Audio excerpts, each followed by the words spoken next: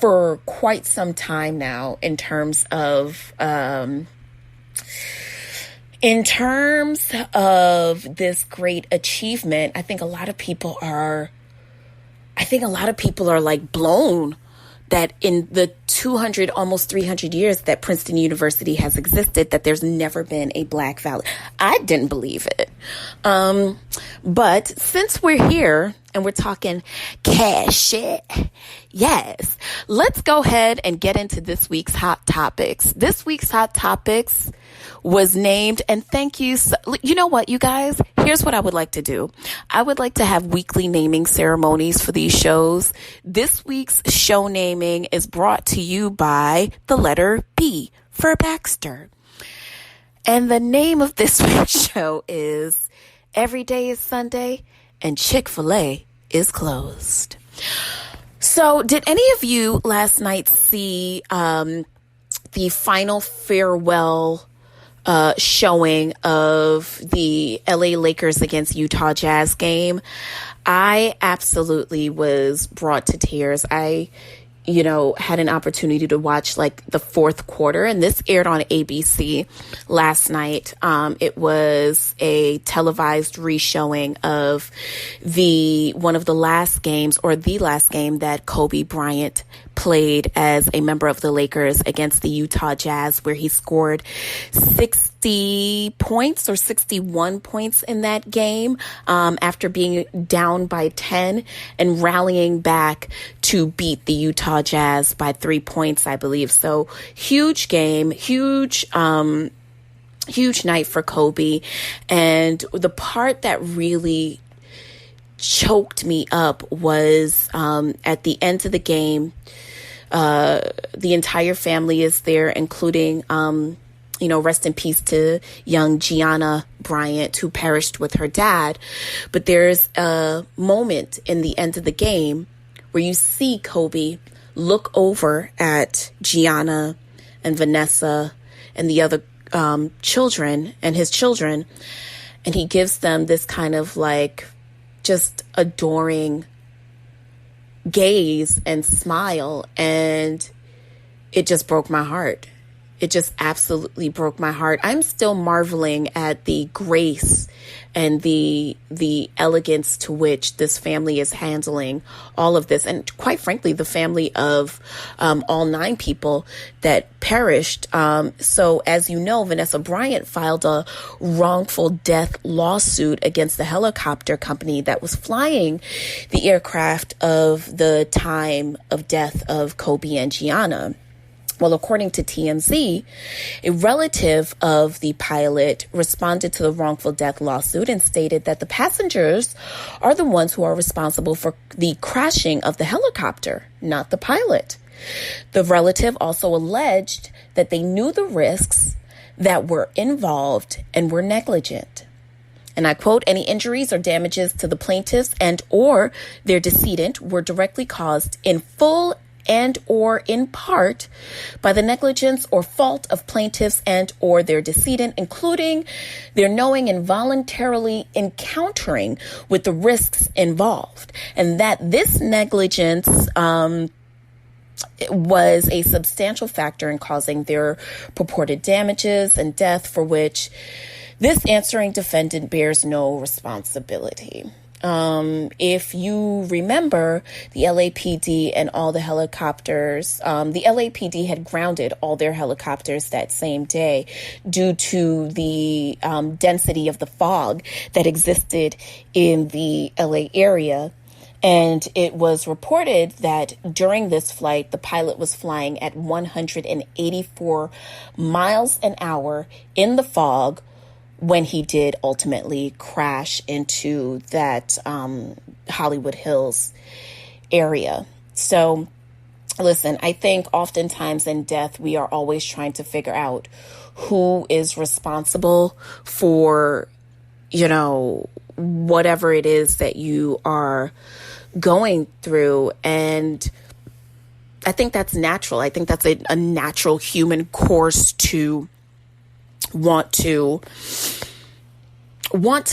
find meaning in loss And sometimes, I had this conversation the other day with someone, and this is someone who, it always seems to me like certain people are on the cusp of Christianity, meaning like in their everyday lives, they kind of act impulsively and unconsciously, but in moments where things, quote unquote, matter, they know how to call on God. They know how to recognize things as a blessing. But if anything bad happens to them in their mind, God made it happen and God don't exist and blah, blah, blah. Right. So anyways, we were having this conversation about whether or not we feel God makes things happen and why does he cause tragedy, especially in light of all that we're going through. And, my biggest thing is I don't necessarily know that that God causes anything to happen, as much as I think that he doesn't block it if it is for the greater good. And that's probably a controversial way of thinking.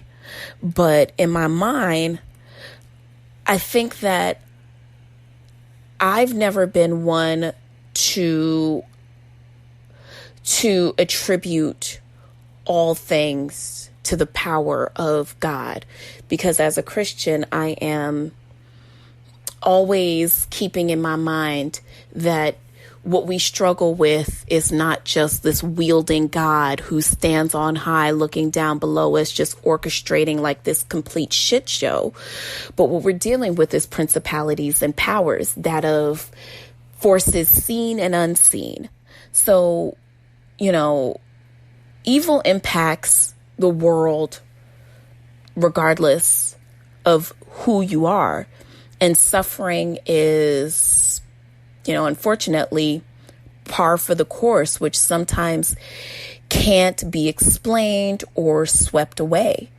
But I think that in moments where you could be searching for meaning, I think it's important for you to establish your own vertical relationship with whoever it is that you regard as your spiritual nucleus. And, really pour into the fact that sometimes it's not about figuring out why something bad happened, but sometimes it's more figuring out, okay, despite the fact that this something bad happened, there is a greater destination. I almost think of it like, despite the fact that I might be caught in traffic right now, the point is for me to get to my destination. And traffic is par for the course. I can't control what other people do in their cars and what happens along the way. But I'm part of the greater collective. And if I keep switching lanes and try to figure out and see what's going on, I too am causing traffic.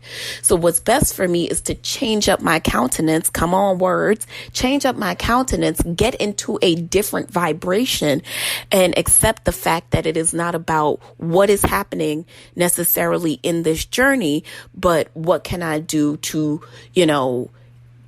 stay present in the situation and focus not only on where I need to go, but also focus on how I'm getting there and not get caught up in the why. But that's just me. Listen, the hell do I know? You know what I know? I know that last night I put on my Von Dutch hat and I went to the Nelly and Ludacris show. To be honest with you, though, I was hanging out with friends and I really didn't pay attention too much to it. But I had my money on Ludacris because Ludacris, we'll get to this in a minute, but Ludacris really did kind of rap some of the most popular anthems in the early 2000s, the TRL years.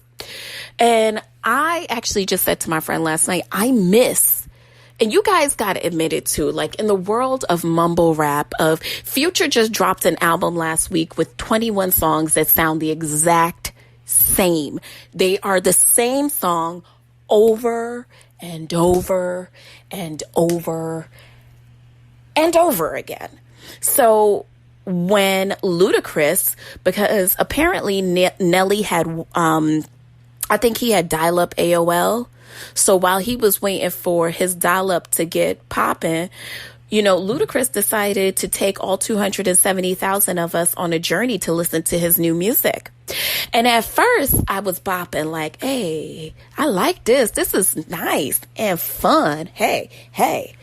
And then, not much unlike many of you, because I wasn't conscious, I did hear a line about R. Kelly, but I kind of made it glaze over. Well, most of you did not agree with my viewpoint, as many of you took to social media post your Steve Madden Timberland boot high-heeled extravaganza and started to complain about how your boy Ludacris name-dropped R. Kelly and how inappropriate it was. Now, in the context of the song, I believe the lyrics went a little something like, love R. Kelly, but wouldn't trust him around my children, or something like that. And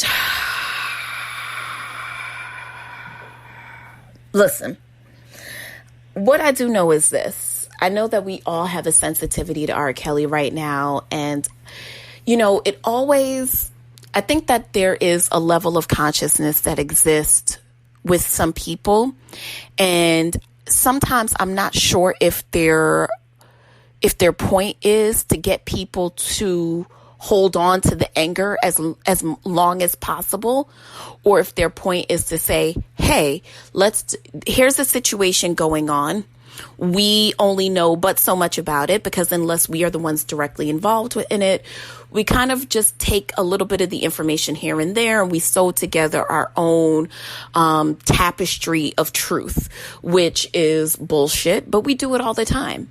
So in my mind, when I hear about all the stuff going on with R. Kelly, this is for me. I'm not speaking for anybody else, but first of all, I have known since probably 1993 or 92 that R. Kelly had been accused of inappropriate relationship with underage women since I had first heard of Aaliyah, rest in peace to her, but it wasn't a secret back then. Wendy Williams was either on 98.7 or she was on 107.5 or 98.7, one of these New York radio stations, right? And she used to do the foreplay at 4 drive. She was on from 3 to 7 and sometimes 3 to 8 or 4 to 8.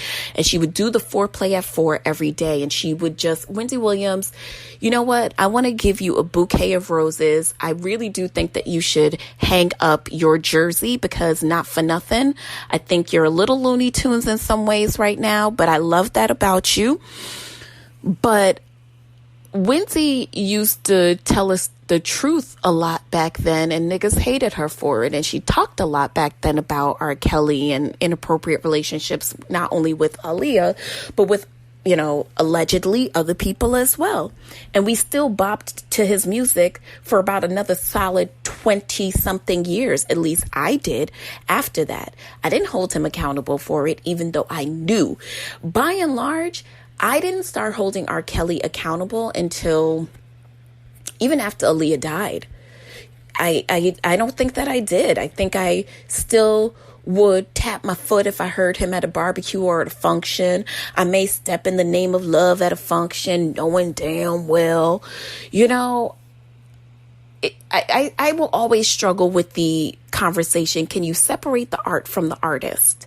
Now, here's my thought process, right? Ride with me. Let's pull over. Let's pull over at this conversation. All right, I'm gonna put the hazard lights on, because we not parking. We just pulling over to R. Kelly real quick. Now, follow me if you will. Here is the artist and here is his art. I think that the struggle with a lot of people is that he, as an artist, has used rewards from his art to lure in underage women. Okay, that I can get, and I can see why you wouldn't want to support his art in the context of that.